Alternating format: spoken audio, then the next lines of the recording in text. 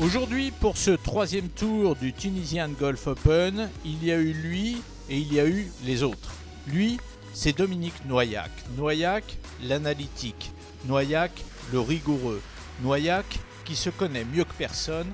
Noyac, qui nous disait mercredi soir comme une prophétie que ce parcours était un des plus longs de l'Alps Tour et que lui, assurément le joueur le plus court du champ, aurait certainement une belle carte à jouer. Pas sûr d'avoir bien compris, nous l'avons reposé la question aujourd'hui après son -6, ce -6 qui le propulse de la 8e à la première place du classement.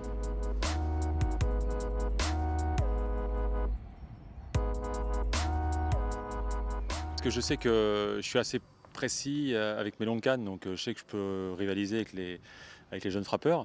Et puis déjà, en premier lieu, c'est un parcours que j'aime beaucoup, qui est vraiment très très intéressant à jouer, qui est en très très bon état et que j'ai vraiment dans l'œil. Donc ça met en confiance. 4 birdies sur l'aller, 3 sur le retour pour un bogey sur le 14. Demain, Dominique va jouer pour une victoire qui le fuit depuis 7 ans sur un parcours que, comme tout le monde, il découvrait. Eh bien, il a su, plus qu'un autre, faire parler son énorme expérience.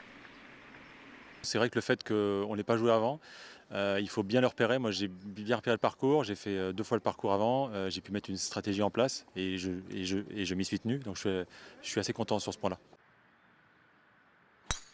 La journée de demain sera probablement énorme avec 16 joueurs groupés en 5 coups seulement et une triplette de leaders très internationale, Dominique Noyac donc, et à ses côtés, l'anglais Joss Louret, leader de la veille et qui a su conserver sa place à la force du poignet, dans une journée suffisamment difficile pour n'en arracher qu'une carte de -1.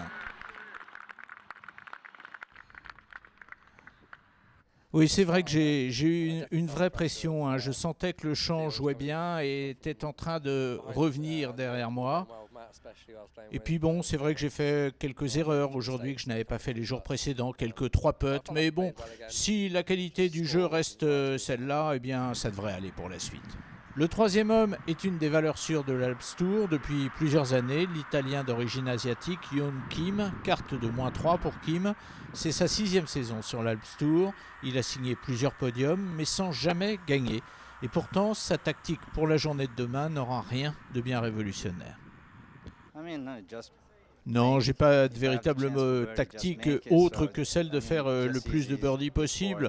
Alors il faudra voir comment je serai sur le parcours, dans quelle forme je serai. Et puis il est évident que s'il y a une opportunité de birdie, je ferai mon maximum pour la saisir. Mais j'ai pas de tactique à proprement parler.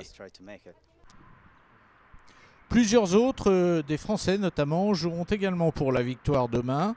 Mathieu Pavon tout d'abord, qui a mis 9 trous à trouver ses marques pour finalement boucler son parcours en -2. Damien Perrier aussi, il a joué -3 en faisant un trou en 1. Et Julien Forêt qui lui aussi s'est battu pour ramener une carte en dessous du par, -2 pour Julien aujourd'hui.